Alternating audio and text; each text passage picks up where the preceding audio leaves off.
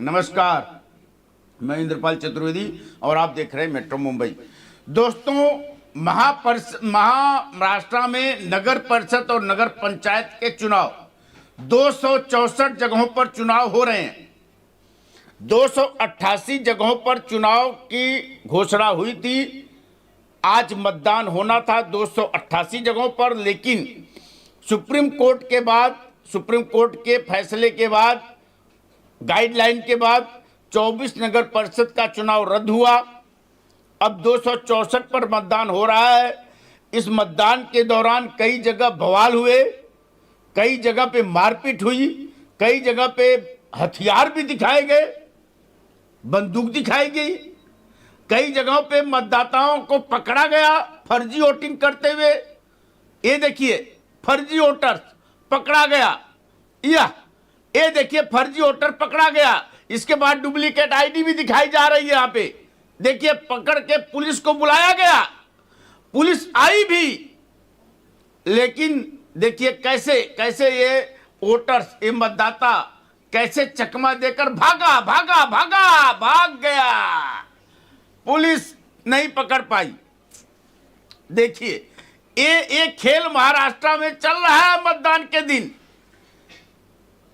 करीब 8 जगह पर शिंदे और भाजपा के गुटों में मारपीट हुई।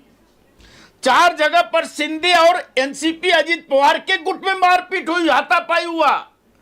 4 जगहों पर एनसीपी अजीत पवार के गुट और भाजपा में खींचातानी हुई, गाली गलौज हुआ, मारपीट हुआ, कपड़े फाड़े गए। और 5 जगह पर तो कांग्रेस खुद भाजपा से टकराई है, मारपीट हुआ, झगड़ा हुआ, बवाल हुआ। और खबरें भी आ रही कि संतोष बांगर, शिवसेना के विधायक, जरा वो वीडियो दिखाइए, घुस गए सीधा मतदान केंद्र के अंदर, मतपेटी के जहां पे ईवीएम मशीन रखा हुआ है। बोल रहे हैं कि महिला की हम मदद करने गए थे वोटिंग के लिए, लेकिन वहां पर क्या कर दिए, क्या कमाल कर दिए कि इनके खिलाफ भी बवाल शुरू हो गया, शिकायत दर्ज हो गई। वोटिंग करने जा रहे हैं तो इसमें वोटिंग करने के बाद इनका वहां पे मोबाइल भी जा रहा है, वीडियोग्राफी भी हो रही है। देखिए, मोबाइल उनकी जेब में, मतदान कक्ष, महिला वहां पे देखिए पहले से वोट डाल रही है, अबे मदद करने लगे उनके कार्यकर्ता। तो ये गोपनीयता भंग हुई, इसलिए संतोष बांगर के खिलाफ शिकायत दर्ज हो गई। ये सारे खेल खेले जा रहे हैं, लेकिन इस दौरान एक बड़ी खबर सामने आई है। बड़ी खबर यह सामने आ गई है कि नागपुर हाईकोर्ट बेंच ने एक फैसला दे दिया कि जो मतगणना, आज मतदान है, मतगणना कल यानी 3 तारीख को मतगणना होनी थी, लेकिन हाई कोर्ट ने बोल दिया कि मतगणना 3 तारीख को नहीं होगी। मतगणना 3 तारीख को नहीं होगी क्योंकि 24 नगर परिषद के जो पंचायत चुनाव के रद्द हुए हैं, उनकी तारीख मतदान की 20 दिसंबर चुनाव आयोग ने डिक्लेयर किया है। तो 20 तारीख को जो चुनाव मतदान होंगे उस पर इफेक्ट डालेगा अगर मतगणना 3 तारीख को ही उसका रिजल्ट आया तो। इसलिए 20 तारीख को मतदान होने के बाद सारे 228 सीटों के 228 नगर पंचायत और नगर परिषदों के मतगणना एक साथ होंगे और एक साथ फैसले 21 तारीख को आएंगे। इस दौरान कोई एग्जिट पोल नहीं दिखाया जाएगा, कोई हवा नहीं बनाई जाएगी। हालांकि मुख्यमंत्री देवेंद्र फडणवीस ने कहा कि यह भी दुर्भाग्यपूर्ण है। पहले उन्होंने बोला कि चुनाव टालना गलत है, सही नहीं हुआ, और अब बोले हैं कि मतगणना टालना भी सही नहीं हुआ। उस पे जो बोलते हैं, अब देखिए मैं बता दूं कि स्थानीय चुनाव जो है 288, इसमें करीब 2500-400 से अधिक, 2400 से अधिक सीट है और इन सीटों पर उम्मीदवार चुने जाने हैं।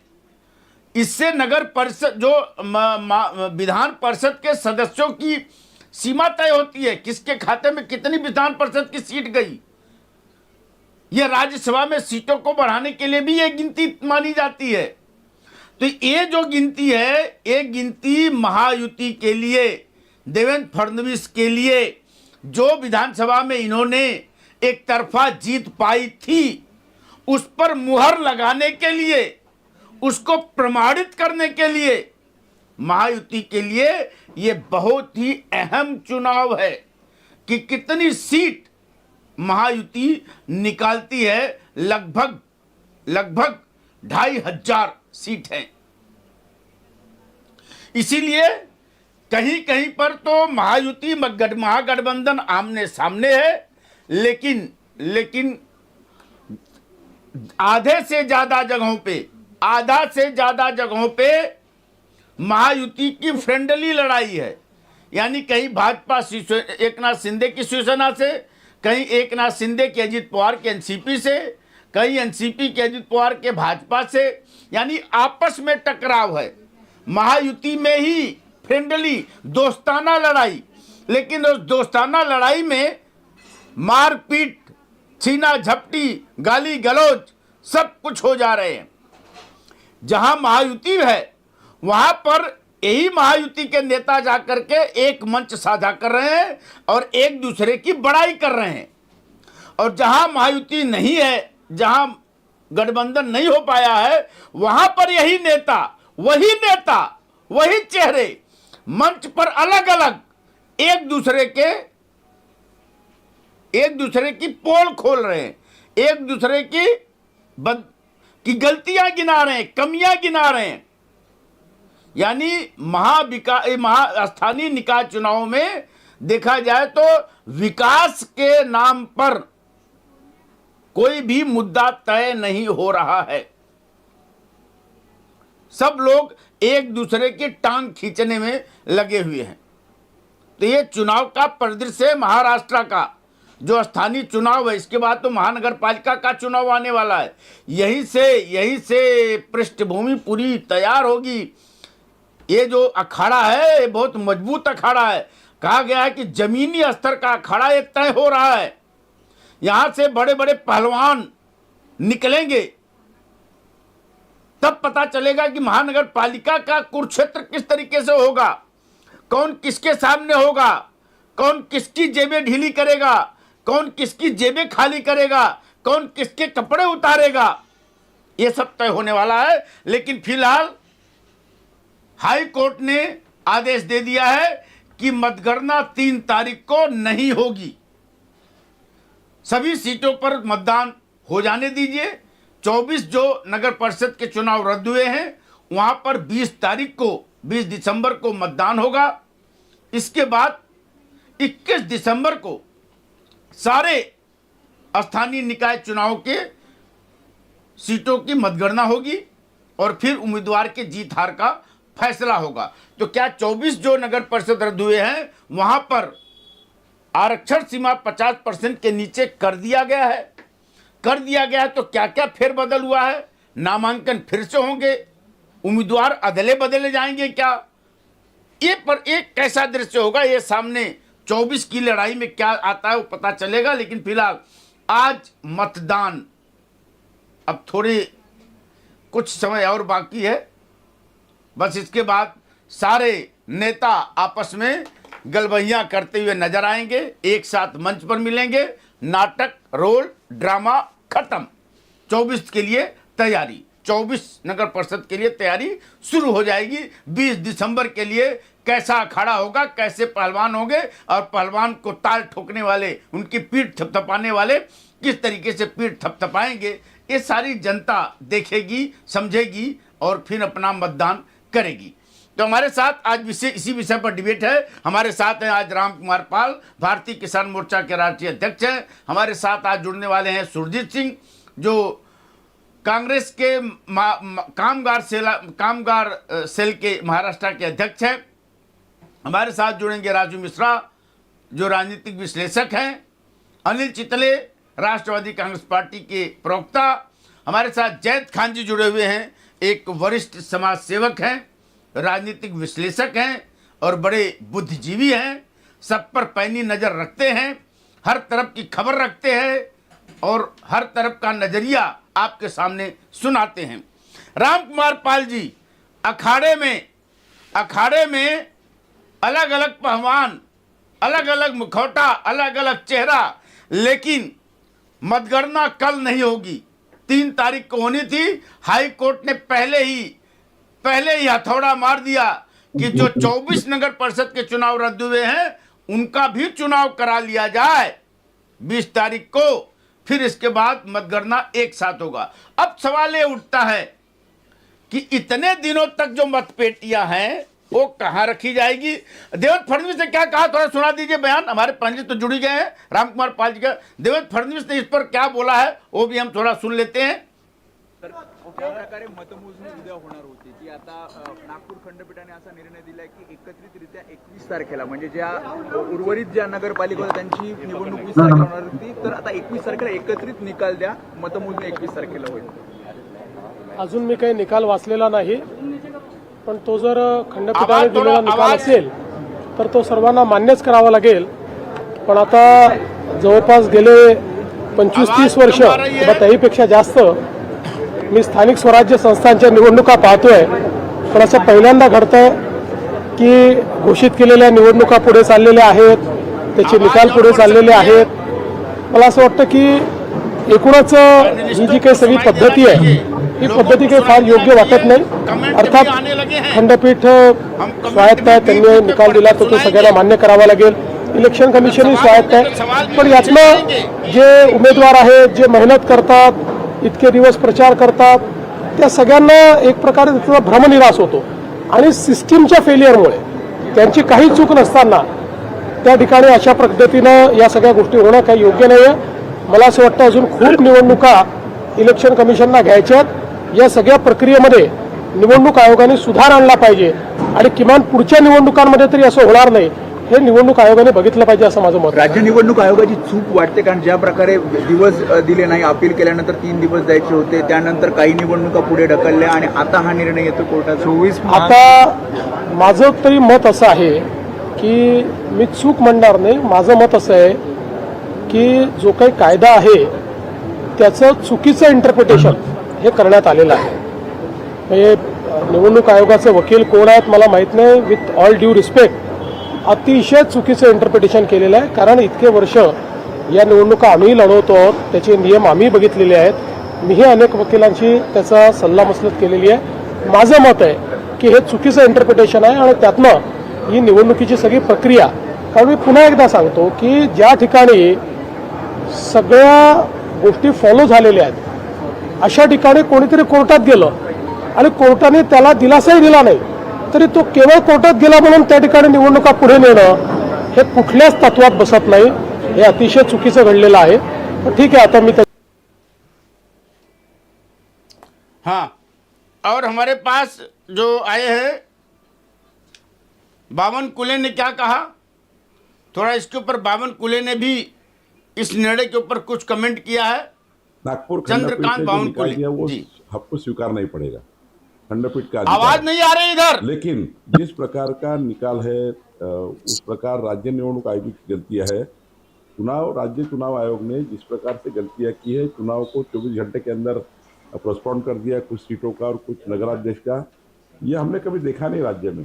हमने 35 साल 40 साल से चुनाव लड़ते हैं। 97 में मैंने पहला जिला पंचायत चुनाव लड़ा। इस प्रकार की कभी हमने राज्य चुनाव आयोग का इस प्रकार का देखा नहीं, और कुछ भी नियम का वो अपना बैठे बैठे निकालते हैं। तो इस प्रकार से गलतियां करके राज्य की जनता को संभ्रमित करना, राज्य के चुनाव को सामने करना, कुछ भी वक्त के ऊपर कर देना, ये कोई योग्य नहीं है। मैंने कई बार फोन किया चुनाव आयोग को, मैंने कई बार फोन किया है चुनाव आयोग को, कई बार हमने कहा कि आप गलत कर रहे हैं, आप चुनाव सामने मत ढकलिए, जहाँ पे गलतियां है वहाँ, जहाँ पे कोर्ट में केस पेंडिंग है वहाँ करिए, कोई इशू नहीं है। लेकिन कोर्ट ने ऑलरेडी आदेश दे दिए, 25 तारीख तक सारे मैक्सिमम 99% कोर्ट ने डिसीजन दे दिए थे, फिर वहाँ क्या जरूरत है आगे जाने की। जब 25 तारीख को सारे डिसीजन कोर्ट ने दे दिए थे, जो जो सीट के लिए कोर्ट में केस हुई थी, फिर चुनाव आयोग को सामने जाने की जरूरत क्या थी, चुनाव सामने ढकलने की जरूरत क्या थी। और सामने ढकेला है, तो फिर अभी हाईकोर्ट ने ये बोल दिया कि भाई काउंटिंग के साथ करो, 21 करो। देखेंगे अभी क्या होता है। राज्य सरकार की क्या गलती है? चुनाव आयोग अलग संस्था है, उस स्वायत्त संस्था है, उनका अधिकार है। हम तो चुनाव आयोग का जो आता है उससे पालन करते हैं। लेकिन जिस प्रकार का रवैया राज्य निवडणूक आयोग का, ये गलत है। इसके लिए उन्होंने गलतियां की है और ये मुझे लगता है कि चुनाव आयोग की सारी गलतियां, राज्य सरकार इसमें क्या कर सकती है? सबके अलग अलग बयान, अलग अलग सुर। राम कुमार पाल जी क्या कहेंगे? मतपेटियां संभाल कर रखी जाएंगी? मतपेटियां संभाल कर रखी जाएंगी? 20 दिन मतपेटियों को संभालना, 19 दिन मतपेटियां संभालना है। सुरक्षा की जवाबदारी किसकी होगी? चुनाव आयोग इतनी पैनी नजर से सब पर नजर गड़ाए बैठेगा, सब मतपेटियों को सुरक्षित रखेगा, और अगर कुछ हुआ तो विपक्ष के पास से मौका मिल गया है। देखिए, ये मुंबई है, महाराष्ट्र है, यहाँ पे कलकत्ता जैसी सोच नहीं चलेगी। हाँ, लेकिन मैं राजू भाई और आपके लिए एक अच्छा बात बोलना चाहता हूँ कि आपने मुख्यमंत्री की बात सुना, सारे लोगों की बात सुना। आप हमेशा कहते हो कि चुनाव आयोग राज्य के सरकार के अधीन होता है, और वो सरकार ही उनसे त्रस्त है, वही कंप्लेन कर रहे हैं और कह रहे हैं कि 40 साल हमने चुनाव लड़ा है और ऐसा चुनाव आगे ढकल दिया। उसके बाद पता नहीं चुनाव आयोग का कौन वकील है, एक मुख्यमंत्री को पता नहीं कि चुनाव आयोग का कौन वकील है, जो हाई कोर्ट खंडपीठ में जाकर दलील गलत दी और गलत तरीके से एक तो चुनाव 24 का ढकला गया, उसके बाद फिर सारे चुनाव पर रोक लगा दी गई। ये हमारे 40 साल के जीवन में ये पहली बार हो रहा है। तो ये है अजब गजब तो हुआ है। आपने जितनी बातें बताई, पैसे की, मारपीट की, नकली वोटर की, मुक्ताई नगर में बहुत ज्यादा ही हुआ है, रायगढ़ में 38% मतदान हुआ है, तो हुआ तो है, वो तो हकीकत है, उससे कोई डिनाई नहीं कर सकता। और आपस में हमारे शिंदे और भाजपा सेना लड़ी है, शरद पवार एनसीपी और भाजपा लड़ी है, कई जगह लड़ाई हुई है, लेकिन ये आपसी है। लेकिन एक बात हमको सीखने मिला, और ये राजू भाई की जो हमेशा बातें होती थी, चुनाव आयोग सरकार के कब्जे में है। तो आप सरकार कहाँ गई भाई? सरकार के खिलाफ चुनाव आयोग चला गया। परसों ही कह रहे थे कि वो वाघ हमारे की क्या औकात है जो सरकार से आगे जाएगा, चला गया सरकार से आगे। सरकार परेशान है, मुख्यमंत्री परेशान है, मंत्री परेशान है, रक्षा खर्चे परेशान है। अब बताओ किसके कंट्रोल में है चुनाव आयोग? आप दोनों भाई बताओ, हम सीखने के लिए बैठे हैं। जी, सुरजीत सिंह जी अपना वीडियो अगर घुमा लेंगे वर्टिकल की जगह तो पूरा अच्छा फ्रेम बन के आएगा, ताकि फ्रेम पे भी आप अच्छे दिखेंगे। कामगार सेना के महाराष्ट्र अध्यक्ष है, महाराष्ट्र के लोग देखेंगे तो आपको समझेंगे कि हमारा नेता कैसा है। और राजू मिश्रा जी बहुत बड़ा हमला किया है। चुनाव आयोग किसका है? लेकिन हाथी के दांत खाने के कुछ और दिखाने के कुछ और भी होते हैं। राजू मिश्रा जी देखिए हमारे हिंदुस्तान में एक कहावत प्रचलित है घड़ियाली आंसू की जी। तो घड़ियाली आंसू किसको कहते हैं ये सारे लोग जानते हैं जी। तो बीजेपी घड़ियाली आंसू बहाने में भी इस कदर माहिर है जी कि रियली मुझे सैल्यूट करने को दिल करता है इनके अभिनय का। क्या बात जो है? इनके पास अभिनय की क्या बात जो है? इनके पास अभिनय की कला है, नंबर आएगा आपका, नोट करके रखिए पॉइंट। घड़ियाली आंसू का जवाब देना होगा जी। शानदार कला के माहिर हैं ये लोग, चाहे केंद्र में मोदी जी हो या हमारे महाराष्ट्र में देवेंद्र जी हो, दोनों बेहतरीन कलाकार हैं और बेहतरीन कलाकारी करने में उनका कोई जवाब नहीं। अब बात आती है कि ये जो चुनाव है, आप देखिए मैं शुरू से कह रहा हूं कि ये पूरा सिस्टमैटिकली बीजेपी के इशारे पर चल रहा चुनावी प्रक्रिया है। और इसमें जो मतलब मारपीट हो रही है, जो मारपीट हो रही है, झगड़े झंझट हो रहे हैं, मैं बता रहा हूं आप सुन लीजिए। बीजेपी के मन चाहे प्रचलन पर आधारित यह चुनाव हो रहा है, चाहे वो न्याय प्रक्रिया हो तो, चाहे वो चुनाव आयोग की प्रक्रिया हो तो, ये सारी चीजें चल। और इस बात को सबसे ज्यादा कोई समझ रहा है तो एकनाथ शिंदे गुट समझ रहा है। और यही कारण है कि आप पूरे महाराष्ट्र में जहां कहीं भी देखेंगे तो आज बीजेपी का सबसे प्रबल प्रतिद्वंदी के रूप में इन चुनावों में एकनाथ शिंदे गुट ही दिखाई दे रहा है। कारण यह है कि उनको यह पता है कि जो उन्होंने, एकनाथ शिंदे नो डाउट की ग्राउंड लेवल के नेता हैं, इसको कोई इनकार नहीं कर सकता, वो ग्राउंड में मेहनत के इशारे पर नहीं चल रहे हैं। आपने भी बोला कि सब कुछ बीजेपी के इशारे पर चल रहा है। एकनाथ शिंदे बिल्कुल इस चुनाव में बीजेपी को अपनी ग्रामीण ताकत दिखाने के मूड में थे, जो वो नहीं दिखा पाने में कामयाब होंगे। कुछ बीजेपी का भी, आपने नीलेश राणे का एक वक्तव्य मैं आपको बताता, जो उन्होंने कहा कि बाकी सेटिंगें हो गई होंगी, कुछ सेटिंग बाकी रही होगी, इसलिए जो मतगणना का जो प्रोसेस है उसको आगे ढकेल दिया गया। मतलब अब एकनाथ शिंदे गुट भी यह मान रहा है जो चुनाव हो रहा है उसमें सेटिंग हर जगह चल रही है, चाहे वो मतगणना हो चाहे वो मतदान हो। इसको नीलेश राणे ने ओपनली सार्वजनिक स्तर पर स्वीकार कर लिया। अच्छा, मतलब जो हम लोग आपके चैनल पर बार बार कहते हैं अंदर की सब कुछ नीलेश राणे के पास ही है।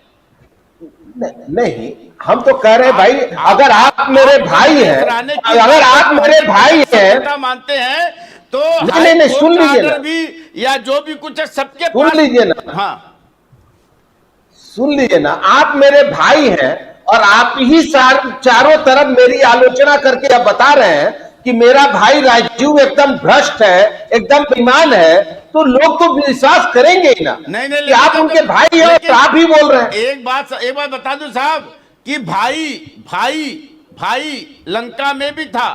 भाई कहा गया है ना कि भाई जैसा मित्र नहीं, भाई जैसा दुश्मन नहीं।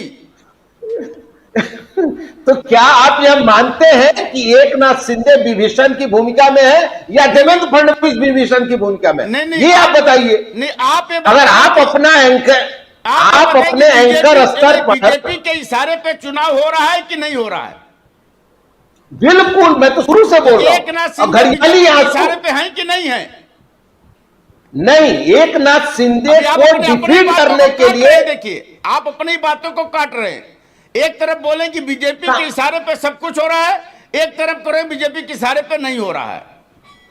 नहीं, एकनाथ शिंदे ही बीजेपी के इशारे पर चलने को तैयार है, बाकी पूरी प्रणाली एकनाथ शिंदे को छोड़कर, मतलब कांग्रेस भी बीजेपी के इशारे पे अजीत पवार भी, अजीत पवार भी चल रही है।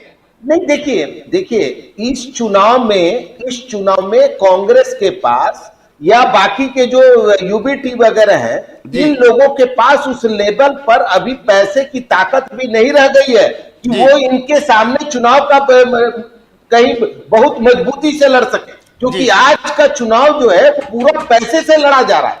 आप जहां देखिए वहां पैसे का खेल। अरे नगर परिषद के चुनाव में एक एक घर से 25-25 लाख, 50-50 लाख रुपए पैसे बांटने के लिए आ रहे हैं। कौन नगर परिषद और नगर पंचायत का चुनाव इस लेवल पर लड़ पाएगा? जी, तो आप समझिए कि जो व्यवस्था बीजेपी ने कर रखी है, मैंने शुरू से ही बोला था। आवाज आ रही है मेरी?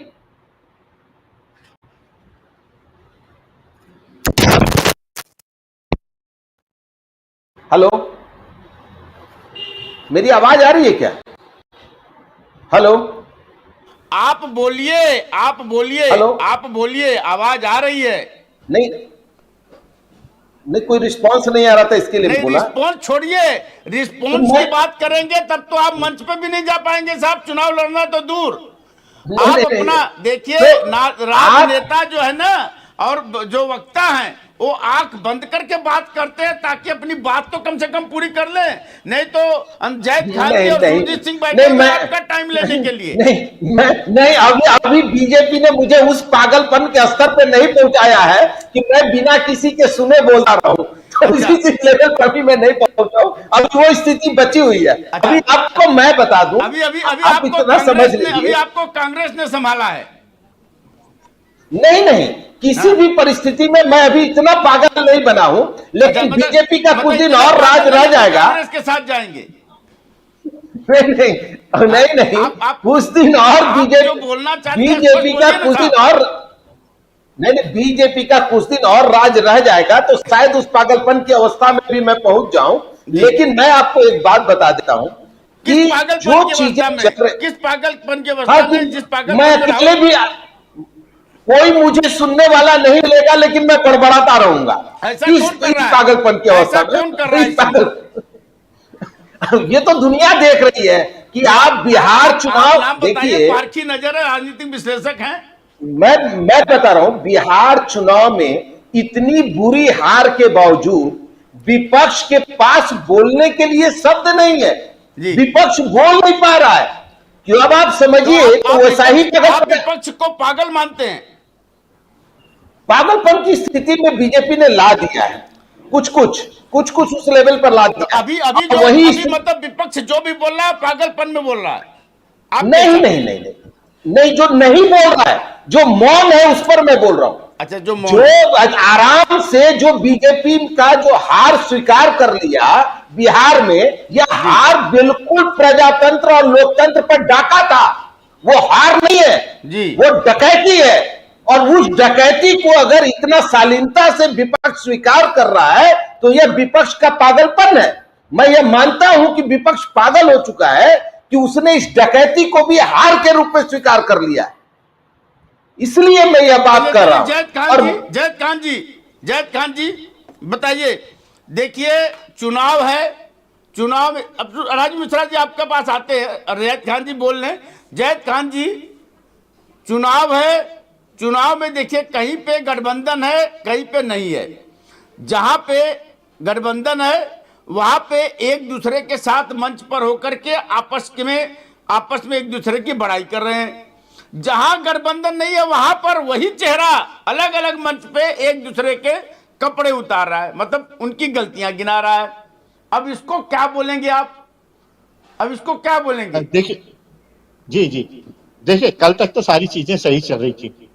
एक रोज पहले 48 घंटे पहले तक सारी चीजें सही थी। 288 सीटों पर चुनाव होने थे, 288 नगर परिषद और नगर पंचायत पे चुनाव होने थे।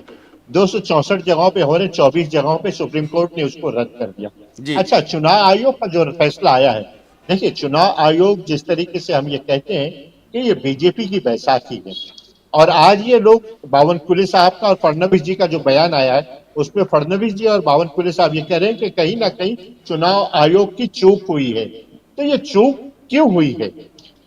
अच्छा, लोगों को ये लग रहा था कि 2 तारीख को चुनाव है और 3 तारीख को रिजल्ट आ जाएंगे, और रिजल्ट ऐसा होगा कि वो ईमानदारी का होगा। आपने जो सवाल किया ना पाल जी से कि 22 दिनों तक, 20 दिनों तक वो आपको मशीनें संभालनी है, ईवीएम को संभालना है। देखिए लोगों की संख्याएं है ना, जो सोच है वो आज बदगुमान है लोग इस चुनाव को लेकर। अच्छा, हाई कोर्ट का जो फैसला 3 तारीख से 21 तारीख को जो इसका रिजल्ट आएगा उस पर भी, अच्छा आपने कहा कि आज 4,500 कैंडिडेट्स चुनकर आएंगे नगर परिषद और नगर पंचायत। 2,500 को चुनकर आएंगे, जिसमें आधी से ज्यादा जगहों पर लोग ये आपस में ही लड़ रहे हैं और आधी जगहों पर ये लोग एक दूसरे का गिरेबान पकड़ रहे हैं। तो ये सियासी सूरत हाल तो बनी हुई है। अच्छा, ये पता नहीं क्यों इस तरीके की बात, वाकई वो बावनकुले साहब ने बराबर बताया कि 40 साल में अब तक ऐसा नहीं हुआ और अभी हो रहा है। हर होनी अनहोनी हो रही है और ये बीजेपी के राज में हो रहा है। तो ये क्यों हो रहा है? लोग इस पे सोचेंगे जरूर। आज ठीक है, आप उसको चुनाव आयोग को मतलब मुजरिम करार देंगे, इनकी चूकी है, जो अब तक नहीं हुआ वो हो रहा है। सब कुछ हो रहा है। तो ये लोग तो बोलेंगे कि भाई ये सारी चीजें जो 1 तारीख, जो अब तक अच्छा नहीं हुआ वो अच्छा भी हो रहा है। नहीं, वो जो कुछ वो हो रहा है वो मतलब वो सरकारी फैसलों के मुताबिक हो रहा है। अच्छा, आप देखिए, एक दिन पहले ये निर्णय आना सुप्रीम कोर्ट का कि मतलब रिजर्वेशन के मुद्दे को लेकर 24 जगहों पर चुनाव का रद्द करना, ये एक दिन पहले क्या आप इतनी लोग मेहनत कर रहे हैं, आप उसको पहले रद्द कर सकते थे। 1 हफ्ता 10 दिन पहले जब वो फॉर्म भरते हैं, सारी प्रक्रिया करते हैं, तो उस वक्त सारी निगाहें जानी चाहिए थी। आज एंड टाइम 48 घंटे पहले या 24 घंटे पहले इस किस्म का फैसला आना यकीनन लोगों को वो सोचने पर मजबूर कर रहा है कि ये फैसले सही नहीं है। अच्छा, मतलब सुप्रीम कोर्ट से लेके हाई कोर्ट तक फैसले सही नहीं है। देखिए, सुप्रीम कोर्ट और हाई कोर्ट की बात तो बाद में आएगी। चुनाव आयोग ने जिस तरीके से एक दिन पहले ऑब्जेक्शन लिया, 48 घंटे पहले जो ऑब्जेक्शन आया, हाई कोर्ट ने ऑब्जेक्शन लिया साहब चुनाव की गिनती अरे पर। भाई सुनिए ना, सुप्रीम कोर्ट और हाई कोर्ट की गिनती के फैसले आए तो ये सारे लोग क्या सो रहे थे क्या? मतलब ये इलेक्शन कमीशन जो सक्षम नहीं है सारी प्रक्रियाओं को सही तरीके से कराने के लिए, अगर वो गलत हो रहा है तो उसका जिम्मेदार इलेक्शन कमीशन है। और इलेक्शन कमीशन इस तरीके से सब सारी चीजें होंगी तो यकीनन लोग सोचेंगे। लेकिन लेकिन राजीव मिश्रा तो बोलते थे हाई कोर्ट के अभी फैसले पे ही कल उंगली उठा रहे हैं सुनो ना, भाई। तो नहीं सुनिए ना, अभी कल इलेक्शन हो गया, अभी 3 तारीख को रिजल्ट आना है और 3 तारीख की सुबह में कोई हाई कोर्ट का फैसला आ जाए कि ये चुनाव नहीं, ये रिजल्ट नहीं, ये इसके रिजल्ट आज नहीं आ सकते। तो कोई भी चीज है सिस्टम से चलनी चाहिए ना। मैं यही कह रहा हूं कि हर चीज होनी अनहोनी अनहोनी को होनी करने का काम जो है वो आज के जमाने में हो रहा है। जी सुरजीत सिंह जी क्या बोलेंगे? जी देखिए, आज जो है भारतीय जनता पार्टी जो जिस तरह की बयानबाजी कर रही है जो है इलेक्शन कमीशन पे जो है, इसके पहले भी कई बार अगर हम लोग जो है सवाल करते हैं इलेक्शन कमीशन पे तो हमेशा बीजेपी उसको नकार देती है। जी। और सबसे बड़ा रीजन है, अभी आपको बताओ जो एक चल रहा है, जो इस तरह फैसले आए हैं तो ये न्यायपालिका को भी ये कटघरे में खड़ा कर दिया कि ऐसा नहीं जजमेंट आना चाहिए था। इनको जो है ऐसा कहीं ऐसा लग नहीं रहा है कि मतलब हो सकता है इनकी हार न, कि पब्लिक का मूवमेंट थोड़ा चेंज है। अच्छा मूवमेंट चेंज है। चेंज है तभी तो इतना बड़ा फैसला आया ना, आज तक तो कभी होता नहीं इस तरह जो अभी है। अभी आपको ईवीएम को लेके कोई डाउट नहीं है? नहीं, ईवीएम को लेके तो हमेशा कुछ ना वो कुछ आता हार ही के बाद रहता है। बताएंगे, वो हारने के बाद वो हार बोलेंगे, का अभी नहीं जी। बोलेंगे हैं? नहीं अभी अभी कुछ सब नहीं बोल कुछ सही सकते है। जो है। हार जाते हैं तो ईवीएम सही गलत हो है। जाता है, नहीं नहीं ऐसा नहीं जीत है। जाएंगे तो क्या है ईवीएम ना सही हो कि- जाएगा। नहीं ऐसा नहीं है, मगर जिस तरह जो चल रहा है जो है, अगर महाराष्ट्र आपके की बात कर फेवर रहा में, कांग्रेस के फेवर में सब कुछ हो तो सब कुछ सही चल रहा है, मतलब व्यवस्था सही है।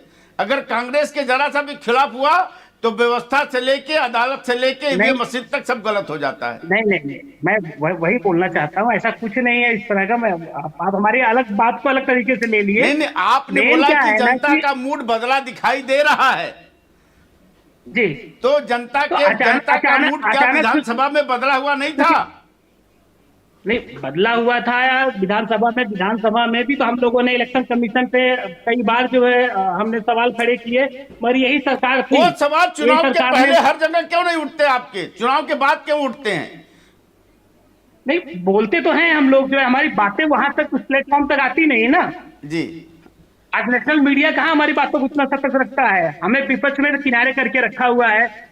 दिन भर तो भारतीय जनता पार्टी ही रहते हैं चैनल पे। देखिए मीडिया पर आपके प्रवक्ताओं को, आपके सभी लोगों को बोलने का पूरा मौका दिया जाता है, बोलने के लिए कहा जाता है। अब आप लोग बोलने के लिए नहीं आए, नहीं बोले तो अपनी आपकी बात है। माइक आपके हाथ में पकड़ा दिया गया और माइक में जो बोलेंगे वही माइक दोहराएगा। माइक अपने तरफ से तो आवाज बदलेगा नहीं।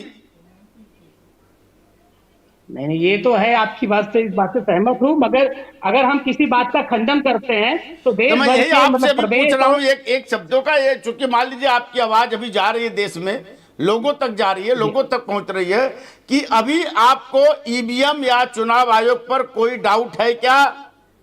अभी आपके जनता के मूड पर भरोसा है कि नहीं? नहीं, जनता के मूड पे पूरा भरोसा है, जी मगर भारतीय जनता पार्टी के ऊपर भरोसा नहीं है। नहीं जनता कि जो के आप बोल मूड, रहे हैं 20 दिन बाद काउंटिंग होगी, 20 दिन बाद काउंटिंग होगी, 20 दिन में कुछ भी हो सकता है। नहीं तो वो बात अभी चुनाव प्रचार में या चुनाव प्रचार में आप बाइकाट करके या चुनाव आयोग का बहिष्कार करके बता सकते हैं, दिखा सकते हैं, लेकिन जब हार जाते हैं तो ही पता चलता है कि मैं सब कुछ गड़बड़ उधर से हो गया, खिसियानी दिल्ली खंबा नोचे। नहीं ऐसा नहीं है। हम हमेशा इलेक्शन के पहले भी हम आवाज उठाते हैं, चीजों पर बात करते हैं, और अभी जो ये हुआ है इस पर भी हम चर्चा करेंगे, इस पर भी हम बात करेंगे, अपना विरोध जो है दर्ज करेंगे। नहीं वही मैंने कहा, दर्ज करेंगे। आज तो मतदान हो चुका, अब विरोध दर्ज करेंगे, लेकिन वो भी 21 तारीख के बाद। अभी तो कुछ कर नहीं सकते ना, इलेक्शन हो गया, बाकी कोर्ट का जजमेंट भी आ गया है, तो अभी हम उस तरह कुछ कर नहीं सकते, अपनी बातों को ही रख सकते हैं हम लोग। जी राम कुमार पाल जी, देखिए मैंने आज कांग्रेस के कामगार महाराष्ट्र अध्यक्ष हैं सुरजीत सिंह ने बोला कि हम विरोध दर्ज करेंगे, लेकिन परिणाम आने दीजिए। परिणाम आने का इंतजार कर रहे हैं। अभी उन्हें लग रहा है सब कुछ सही चल रहा है।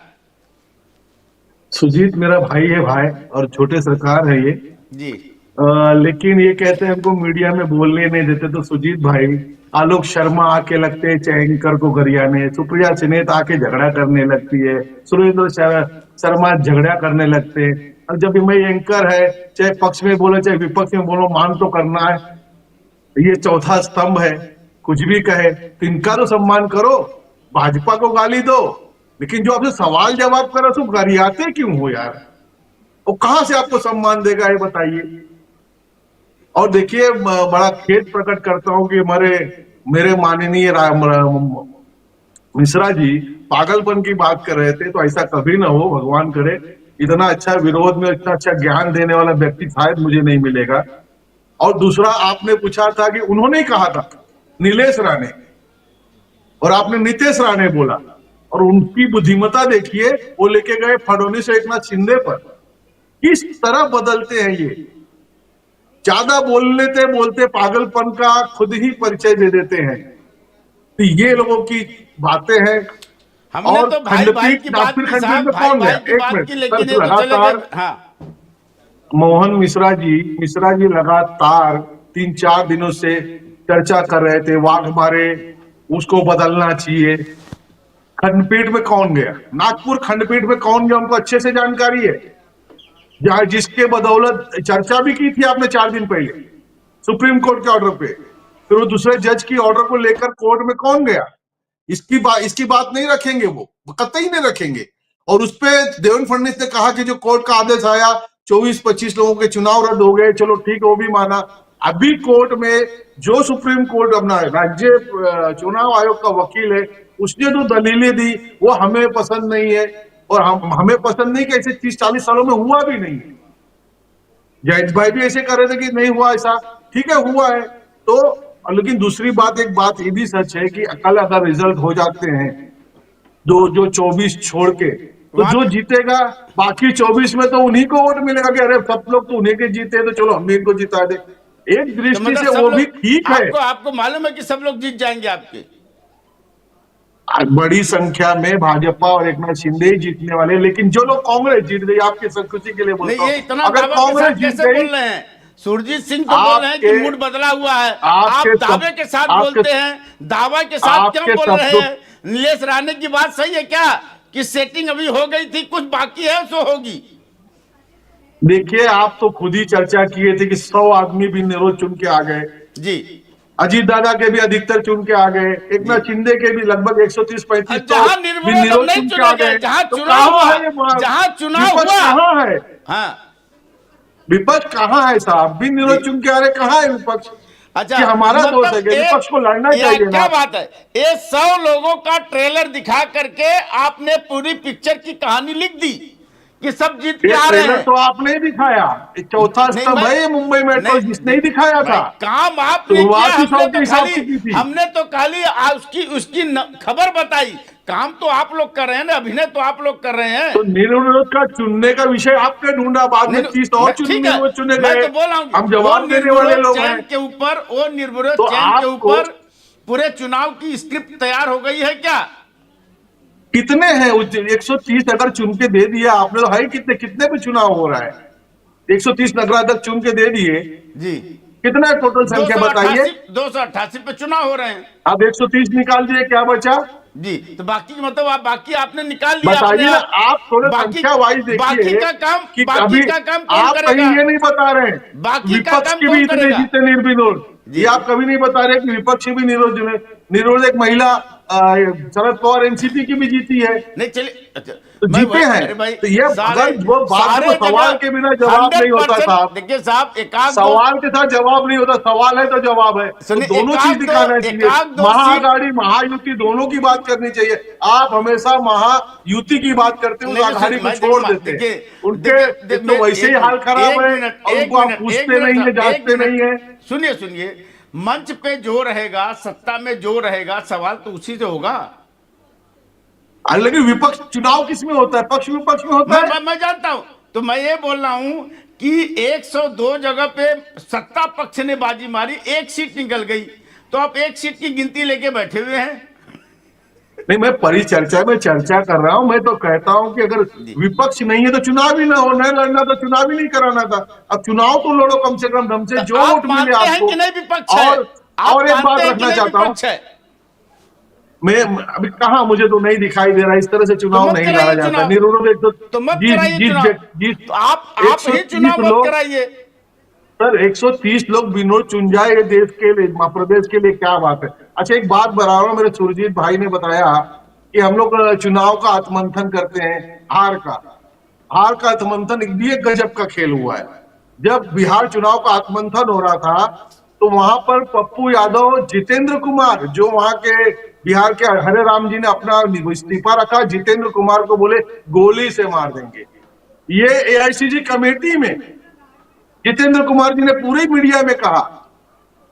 और दूसरी बात, एक वहां के हो सकता है प्रभारी थे उनके आत्ममंथन का तरीका यही अल्लाह, हो। सुनिए ना, एक मिनट, अल्लाह, छोटी सी बात है, अल्लाह वहां के प्रभारी थे। वो कहते 2010 में तो हम लोग 4 जीते थे, अभी 6 जीते, हमारा प्रदर्शन अच्छा है। ये ठीक प्रदेश के प्रभारी। ठीक है। जैद खान जी देखिए, जैद खान जी, अब इस चुनाव के परिणाम का नतीजा 24 में पड़ेगा। ये बीजेपी के लिए, महायुति के लिए तकलीफदायक है या विपक्ष के लिए तकलीफदायक है कि मतगणना 21 तारीख को होने वाली है? देखो, ये तो आने वाला वक्त बताएगा। जैसे कि हमने ये बताया, आप सब बताया कि मतलब नगर परिषद और नगर पंचायत के चुने हुए लोग राज्यसभा में भी चुनने में मदद करते हैं। तो ये सारी चीजें जो है ना, ये बहुत अहम चुनाव है और आने वाले दिनों में वाकई इसका असर पड़ेगा। और ये 2024 का मतलब जो पिछला असेंबली चुनाव हुआ, उसमें जो नतीजे आए, जिसमें लोग इल्जाम ये रखते हैं कि मतलब इस चुनाव में बेईमानी हुई, तो वो सारी चीजों को खोल कर रख देगा कि बेईमानी हुई या ईमानदारी हुई। नतीजा अगर मतलब बीजेपी और इनके हक में गया तो यकीनन लोगों को ये लगना चाहिए कि ये जो भी चुनाव के नतीजे आए थे ठीक था। लेकिन अगर नहीं, अगर बीजेपी और बीजेपी महायुति के साथ में गई तो चुनाव ठीक ठाक था। नहीं, देखिए, सुनिए ना, जो नतीजा है वो जनता ही देगी ना जी, कि चुनाव आयोग देगा। अगर जनता देगी तो जनता का जो नतीजा आएगा वो तो समझना चाहिए लोगों को। नहीं तो एक अगर ईवीएम और किसके ऊपर मुहर लगाएगा ठीक ठाक था? ये नगर परिषद, नगर पंचायत का कि विधानसभा का? नहीं, जो भी, देखिए, आवाम का रुझान जो है ना, वो पिछले और आने वाले चुनाव में वो सब पर मुहर लगाता है कि आज क्या है। देखिए, पार्लियामेंट इलेक्शन में जिस तरीके से कांग्रेस की बढ़त थी, यूबीटी की बढ़त थी, फिर असेंबली इलेक्शन में जो हुआ, तो हम ये नहीं कह सकते कि उस इलेक्शन में बेईमानी हुई। इस इलेक्शन में कुछ ना कुछ हुआ, वो क्या हुआ वो लोगों को ध्यान देना चाहिए। और अभी भी जो हो रहा है उस पर भी आइंदा चलकर ध्यान देना चाहिए। सुरजीत सिंह, ध्यान देना चाहिए। क्या हुआ क्या नहीं हुआ, खाली ईवीएम का माला जपने से काम नहीं चलेगा। अपने अपने अपने कार्यकर्ताओं के अंदर, अपने पार्टी के अंदर, अपने लोगों के अंदर झांकना पड़ेगा। उनकी अभी भैया अभी ईवीएम का मुद्दा नहीं है, मुद्दा वोट चोर का है भैया। अब सुरजीत मुद्दा सिंह को नहीं वोट चोर बोलने का, देंगे ईवीएम का नहीं है। साहब, आपने इतनी देर बोला, सुरजीत सिंह को तो थोड़ा मौका दे दीजिए। मैं खाली बता रहा हूँ कि ईवीएम नहीं, वोट चोर का मुद्दा है। ईवीएम तो हजम हो गया, चलिए ठीक है, भूल चुके हैं लोग। अच्छा, ईवीएम पचा लिया इन्होंने। चलिए, कौन सी गोली दिया इन लोगों ने कि ईवीएम पच गया? अब जो है वोट चोरी का मुद्दा आ गया। लेकिन ये चुनाव के बाद अब क्या करेंगे, क्या नतीजा आने वाला है? चुनाव अभी तक सही सलामत हुआ, मतदान सही सलामत हुआ, कोई गड़बड़ी नहीं मानते हैं, बताइए। जी देखिए, जिस तरह का अभी तक जो चल रहा था, बहुत शांतिपूर्वक जो भी इलेक्शन हुए अभी महाराष्ट्र में जो है जी, पंचायत निकाय के जो है सही सलामत ही चल रहे थे। अचानक जो एक खलबली मची कि सत्ता ही परेशान हो गई, जिनकी सरकार है वो अपनी न्यायपालिका पे उंगली उठा रहे हैं। और रही बात, आपने जो बात की हमें मंथन की, हमारे कार्यकर्ताओं में जोश भरने की, इस समय जो है मुंबई में जो चल रहा है, हमारे कार्यकर्ता एकदम ग्राउंड लेवल पे काम कर रहे हैं और अच्छा प्रदर्शन होगा। अभी बीएमसी के इलेक्शन में अच्छा प्रदर्शन होगा, आप ये देखेंगे जो है। तो कांग्रेस अकेले लड़ेगी कि गठबंधन के साथ? नहीं, ये तो जो शीर्ष में जो बैठे हुए बड़े नेता हैं वो डिसाइड करेंगे, हम लोग नहीं डिसाइड कर सकते ना इसको। ठीक है, ठीक है, चलिए बहुत बहुत धन्यवाद। राम कुमार पाल जी, देखिए चुनाव हो गया है, चुनाव हो गया है, कल मतपेटी खुलनी थी, 21 तारीख को खुलेगी। इस बीच में 24 नगर परिषदों का और चुनाव बाकी है। अब देखना है कि उस 24 नगर परिषदों का चुनाव होने के बाद क्या एग्जिट पोल आते हैं, क्या नतीजे आते हैं। कुल 288 शहरी क्षेत्रों के स्थानीय चुनाव के नतीजे हैं।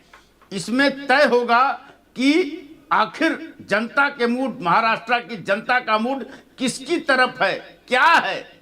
और उन्होंने जो पिछला विधानसभा चुनाव का फैसला सुना था, जिस पर लोग असमंजस में पड़ गए थे, अवाक रह गए थे, उस पर कितनी तरीके से उसको लोग सही मानते हैं, और जो उंगली उठाने वाले थे उनकी उंगली कितनी तरफ से मुड़ती है, यह सब कुछ उत्तर देगा, जवाब देगा, नगर परिषद की रूपरेखा तय करेगा ये स्थानीय निकाय चुनाव।